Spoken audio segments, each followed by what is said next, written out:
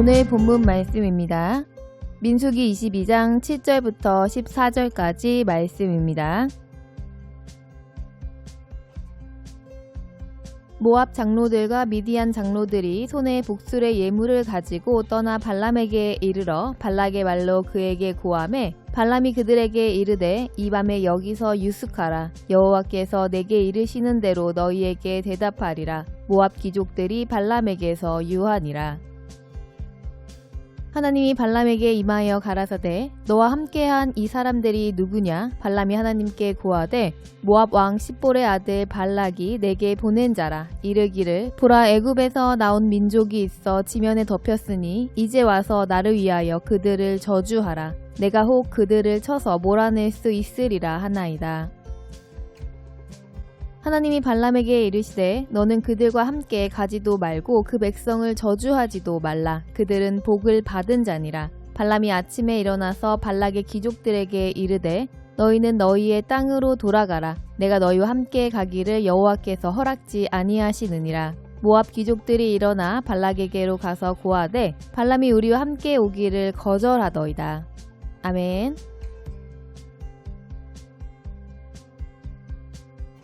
세상 모든 사람은 자기가 알고 있는 지식에 근거해서 살아가고 있지만 만일 잘못된 지식에 매여 있어 그 지식을 근거로 살아간다면 그는 그 자신의 확신으로 지옥을 살아가는 것입니다.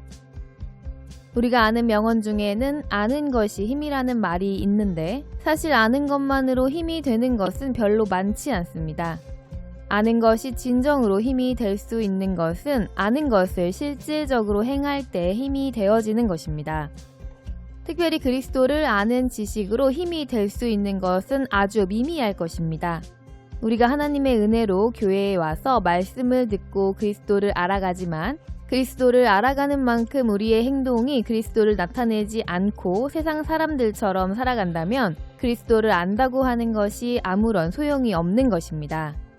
많은 기독교인들이 그리스도에 대해서 아는 지식을 자랑한다고 해도 행동으로 그리스도를 아는 지식을 나타내지 않는다면 기독교는 아무런 힘도 없는 그저 하나의 이론에 지나지 않을 것입니다. 우리는 그리스도인이므로 예수님께서 행하신 것을 배워 그대로 행하는 사람들입니다. 그리스도인이 예수님을 아는 지식을 단순히 지식으로만 소유하고 있다면 그 사람을 그리스도인으로 알아볼 수 있는 길이 없을 것입니다. 오늘 본문 말씀에서는 아는 대로 행동하지 않았던 사람 발람의 이야기가 기록되어 있습니다. 이 발람의 모습을 통해서 알기만 할 뿐 아는 것을 행동으로 옮기지 않고 자기 육신의 만족을 쫓아 행하는 사람의 모습과 우리의 모습은 얼마나 다른가 돌아보아야 합니다. 오늘 본문에서 모압 왕 발락이 이스라엘 백성을 두려워하여 이스라엘 백성을 저주하기 위해서 미디안 장로들과 모압 장로들에게 예물을 들려서 하나님의 선지자 발람에게 보냅니다. 그들의 방문을 받은 발람은 그들이 가지고 온 재물을 보고 하나님의 뜻을 묻고자 하여 그들을 자신의 집에 머물게 하는 것입니다. 그런데 발람이 누구입니까? 발람은 이방인이면서도 하나님의 선지자라고 불렸던 사람입니다. 선지자라는 호칭은 하나님께서 하나님의 뜻을 알게 해주신 사람이기에 붙여지는 것입니다. 그렇기에 발람은 하나님을 알았고 하나님의 뜻을 알았던 사람이었습니다. 그런데 그 하나님께서 친히 애굽에서 이끌어내신 자기 백성을 저주하는 일에 동참해도 되는지를 하나님께 묻는다는 것은 그들이 가져온 재물에 이미 미혹이 되었다는 것입니다. 하나님께서는 발람의 질문에 답을 주셨습니다. 하나님께서는 그들과 함께 가지도 말고 이스라엘 백성들을 저주하지도 말라고 말씀하여 주시는 것입니다. 발람이 비록 미혹되어 잘못된 질문을 하고 있으나 하나님께서는 자비하심으로 발람을 친히 가르치시는 것입니다. 우리가 무슨 일을 하고자 할 때에 당연히 그 일에 대한 하나님의 뜻이 무엇인가를 물어야 하는 것입니다. 그러나 굳이 하나님께 묻지 않아도 하나님의 뜻이 아닌 것이 명확한 일들도 많이 있습니다. 그러한 일에는 자기의 생각대로 행하기 위해 하나님을 설득하기 위해서 노력할 것이 아니라 우리가 자신을 단호하게 부인하고 하나님의 뜻을 받들어야 마땅합니다. 요셉은 형들에 의해 애굽의 노예로 팔려갔고 이방 나라에서 온갖 어려움 속에서도 보디발 장군의 집에 가정 총무 자리까지 올라갔습니다. 그때 보디발의 아내가 요셉을 좋아하여 요셉을 계속해서 유혹했으나 요셉은 하나님의 뜻이 아니었기에 그녀와 함께 있지도 않았다고 성경은 기록하고 있는 것입니다. 그때 요셉이 하나님께 물었다는 기록은 어디에서도 찾아볼 수 없습니다. 발람도 처음에는 하나님의 말씀을 듣고 그들을 돌려보냈습니다. 그러나 그들이 더 많은 재물을 가지고 발람을 다시 찾아왔을 때 발람은 하나님의 뜻을 알면서도 재물에 미혹당해 다시 하나님께 이스라엘 백성을 저주하러 가도 되는지를 묻는 것입니다. 이미 하나님께서 가지 말라고 말씀하셨음에도 발람이 다시 하나님께 묻는 것은 왜입니까? 그가 재물에 미혹을 당했기 때문입니다. 이때 하나님께서는 발람에게 그들과 함께 갈 것을 허락하시는 것입니다. 하나님께서는 우리에게 자유의지를 허락하셨고 자유의지의 선택을 존중하시는 것입니다. 발람이 하나님의 뜻을 알면서도 재물에 미혹당해 그들과 함께 가고자 하는 마음을 하나님께서는 존중하여 주시는 것입니다. 그러나 중요한 것은 하나님께서 우리의 자유의지를 존중하여 주신다고 할지라도 우리의 선택을 진정으로 허락하여 주시는 것으로 착각해서는 안 되는 것입니다. 그것은 하나님께서 허락하시는 것이 아니라 그저 사람이 아는 대로 행하지 않고 온갖 욕심에 눈이 멀어 자기 마음에 원하는 대로 선택함으로 그저 그렇게 두시는 것뿐입니다. 이렇게 자기 마음대로 해놓고서도 하나님의 자비하심으로 인하여 아무런 문제가 생기지 않으면 마치 하나님께서 특별히 사랑하시는 것으로 착각하는데 이것은 잘못된 생각인 것입니다. 하나님께서는 하나님께서 말씀하신 그대로 하나님의 뜻을 이루어 가시는 분이십니다. 인간이 끝까지 고집을 부린다고 할지라도 결국 하나님의 뜻을 이루실 것을 믿는다면 인간의 고집은 내려놓을 수 있게 될 것입니다. 그래서 우리는 우리의 마음을 지키는 것이 중요한 것입니다. 하나님께서는 무릇 지킬 만한 것보다 우리의 마음을 지키라고 말씀하시면서 생명의 근원이 이 마음에서 난다고 말씀하셨습니다. 오늘 본문의 발람은 어떻습니까? 그는 마음을 지키지 못했기 때문에 아는 것을 행하지 못했던 것입니다.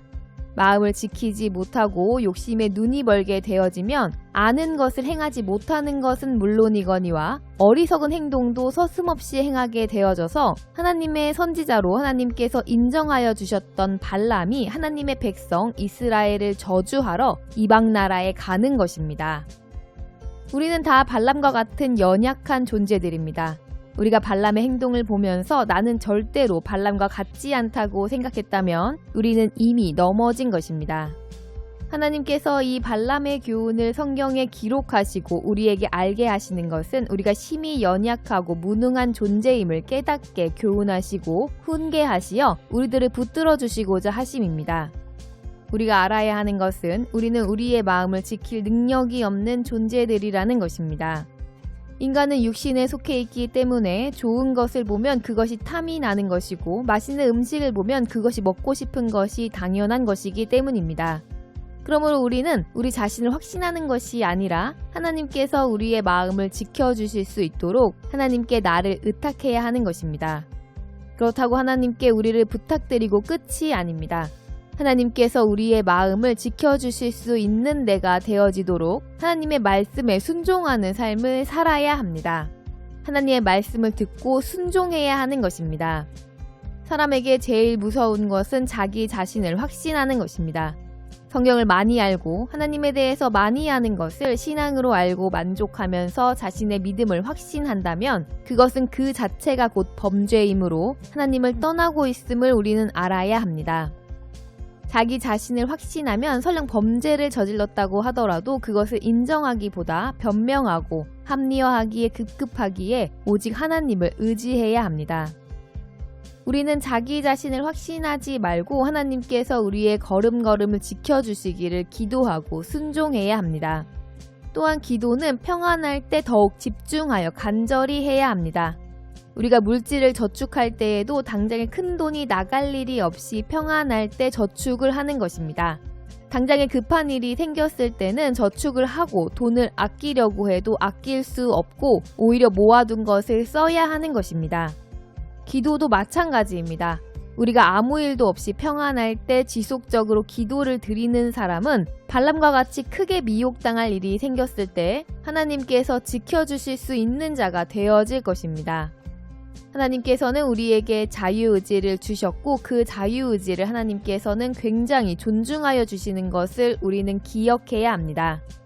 우리가 우리의 자유의지를 가지고 우리 마음에 좋은 대로 선택하여 살아가면서 하나님께서 우리를 지켜주시는 것은 하나님의 의무인 것처럼 생각하는 신앙은 참다운 신앙이 아닙니다.